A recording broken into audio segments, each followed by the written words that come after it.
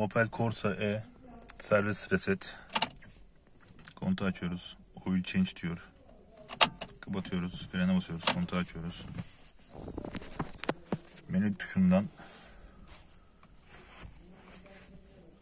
yağ seviyesine getirip düğmeye basılı tutuyoruz.